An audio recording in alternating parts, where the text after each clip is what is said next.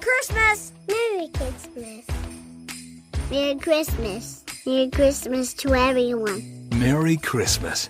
Merry Christmas! Merry Christmas!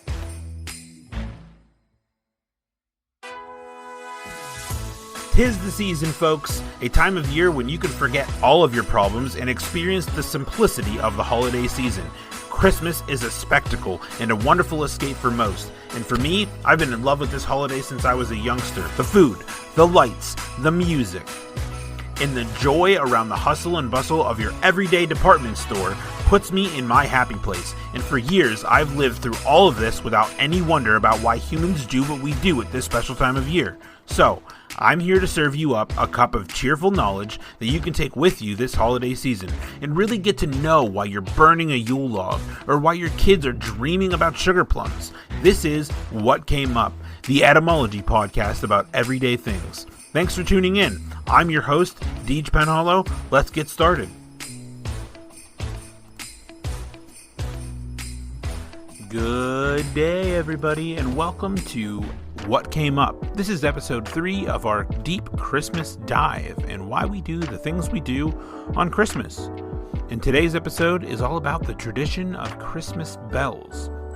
Bells, especially church bells, have traditionally been associated with Christmas for a long time. In the Anglican and Catholic churches, the church day starts at sunset, so any service after that is the first service of the day. So, a service on Christmas Eve after sunset is traditionally the first service of Christmas Day. In churches that have a bell or bells, they often rung to signal the start of the service. In some churches in the UK, it is traditional that the largest bell in the church is rung 4 times in the hour before midnight, and then at midnight, all the bells are rung in celebration. In the Catholic Church, Christmas and Easter are the only times that the Mass is allowed to be held at midnight. It's traditional that both midnight Masses, the church and the altar bells, too, in many cases, are rung while the priest says Gloria, Gloria in excelsis Deo. Having a Mass at midnight at Christmas dates back to the early church when it was believed that Jesus was born at midnight, although there has never been any proof of this. A lot of churches have midnight services on Christmas Eve, although not every church will have a Mass or communion as part of their service. In many Catholic countries such as France, Spain, and Italy, the midnight Mass service is very important and everyone tries to go to a service.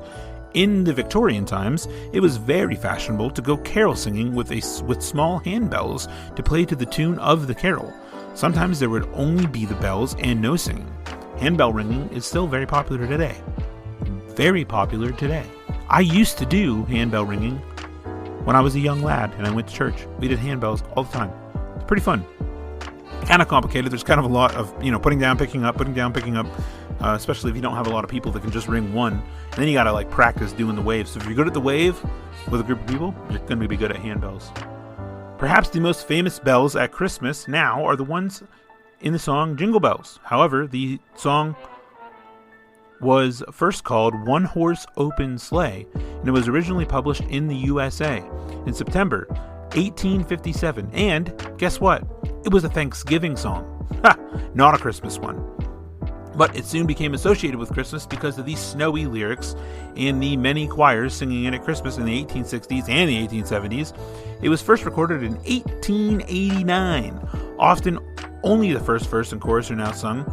The other verses are about driving the one-horse open sleigh rather fast and then crashing it. So, there's definitely a lot of verses to that song. If you haven't heard the whole thing, definitely worth it. Jingle Bells was also the first song to be broadcast from space in December of 1965, when the astronauts Tom Stafford and Wally Schirra said that they had spotted a sleigh in space. They then took out a harmonica and sleigh bells they had smuggled onto the Gemini 6 spacecraft and played and sang the song to Mission Control. Jingle Bells was written by James Lord Pierpont in 1822, he was alive from 1822 to 1893, and the original version had some slightly different words in the slightly different tune for the chorus than that of which are used today. There is some debate as to where it is written. Some people claim it was written in 1850 in Medford, Massachusetts, while other people claim it was written nearer in 1875 when James Lord Pierpont lived in Savannah, Georgia. So, there you have it. Jingle Bells, a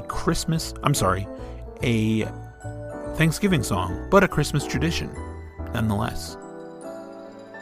Thanks for tuning in. I love learning about Christmas songs that aren't Christmas songs. And technically speaking, the song Let It Snow doesn't even mention Christmas, and you can listen to that all winter long. However, it is synonymous with Christmas for no reason. Believe that one. Alright guys, thanks for tuning in. We will jump back in very soon for another joyous Christmas fact. Bye.